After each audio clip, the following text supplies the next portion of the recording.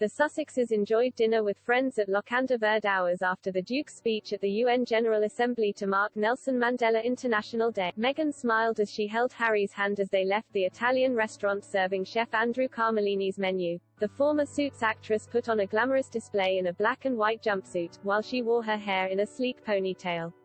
The Duchess completed her outfit with a pair of black heels and carried a red leather bag. It was Meghan's third change of the day after earlier appearances at the UN and at Soho's Crosby Street Hotel with feminist activist Gloria Steinem. Harry cut a more casual figure in black jeans, a blue shirt and grey suede trainers. The dinner came after a busy day for the Sussexes, who are living in the US after quitting royal duties in 2020. Harry warned of a global assault on democracy and freedom as he addressed the UN.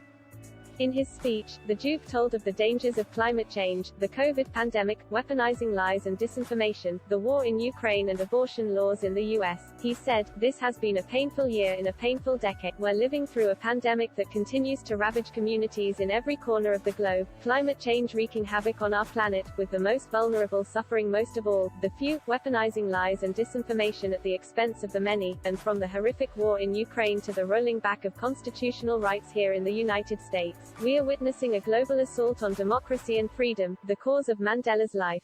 The Duke also spoke about his late mother Princess Diana's meeting with the former South African leader in March 1997. He said, "On my wall, and in my heart every day, is an image of my mother and Mandela meeting in Cape Town in 1997. The photo was presented to me by the late Archbishop Desmond Tutu, whose friendship and inspiration were their own treasured gift.